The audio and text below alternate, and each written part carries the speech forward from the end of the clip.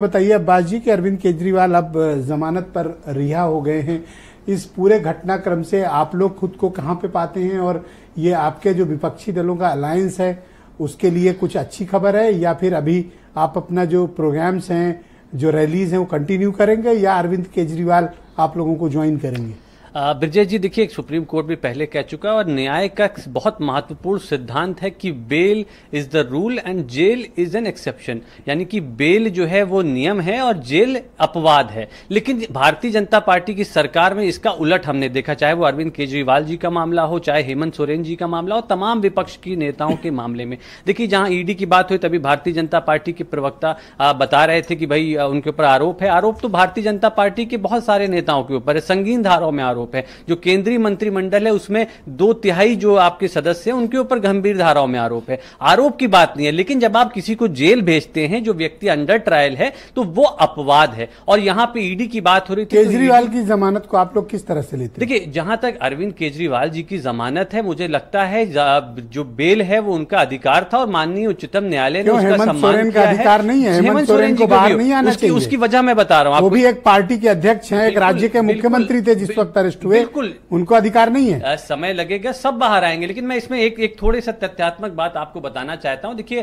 जहां तक पीएमएलए की बात हो रही थी तो ईडी ने आज तक पीएमएलए में 1142 केसेस दर्ज किए हैं, जिसमें मात्र 25 केस डिस्पोज ऑफ किए और समय है 19 वर्ष का, 2005 से अब तक। यानी कि अगर आप परसेंटेज देखेंगे तो 0.42% केस डिस्पोज ऑफ हुए, जिसमें से 24 केसों में कन्विक्शन हुआ है।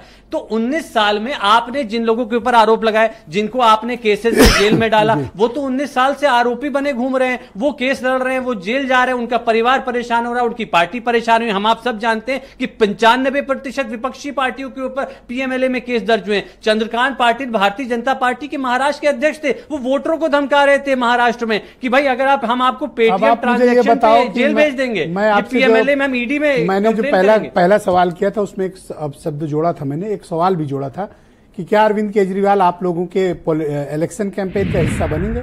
देखिए, निश्चित रूप से ये मुझे लगता है कुछ ही समय बचा है। अरविंद केजरीवाल जी देश के बड़े नेता हैं और हमारे इंडिया गठबंधन का हिस्सा हैं। बहुत ही सौहार्दपूर्ण संबंध है। आज राहुल गांधी जी, अखिलेश यादव जी कन्नौज में कैंपेन कर रहे थे। ताकत मिली ऐसा महसूस निश्चित रूप से। और मुझे लगता है भारतीय जनता पार्टी की ये बौखलाहट है कि चाहे वो अरविंद केजरीवाल जी, आरोप भी तो है, बीजेपी कहेगी देखो देखो घोटाला किए हैं और आप लोग उनको मंच पर बिठाएं। आप मुझे बताइए कि ये भी तो कहेंगे ना। नहीं, आरोप जो है मैंने बताया तो आपके केंद्रीय मंत्रिमंडल में कितने लोगों पर क्या क्या आरोप हैं, आपने कितने रेपिस्टों को बैठाला हुआ। भारतीय जनता पार्टी के विधायक कन्विक्ट हो रहे हैं, ये तो अक्यूज है। नहीं, करप्शन इशू है, लेकिन भारतीय जनता पार्टी ने करप्शन किया है जो सिद्ध हुआ है। जो करप्शन इलेक्टोरल बॉन्ड के फॉर्म में वो सिद्ध हुआ है। आप आरोप लगा दे, मैं अभी भाजपा के प्रवक्ता पे आरोप लगा दूं कि इन्होंने फलाना फ्रॉड किया, अभी जांच इनको करनी है, 20 साल फंसाए रहेंगे कि सामने नहीं आएंगे तक। हमारा अगर तुम्हारा और हमारा हो गया मामला है कि स्पीडी और फेयर ट्रायल होना चाहिए, फ्री फेयर ट्रांसपेरेंट ट्रायल बहुत आवश्यक है। और चार्जशीट कौन फाइल करता है, ये तो अभियोजन पक्ष करेगा, तो सरकार के हाथ में। तो आप डिले कर रहे हैं। अब हालांकि जो 95% लोग जो मैंने बताया था ना आपको, जो जिनके ऊपर अखिलेश यादव और अरविंद केजरीवाल की कोई ज्वाइंट रैली वगैरह है,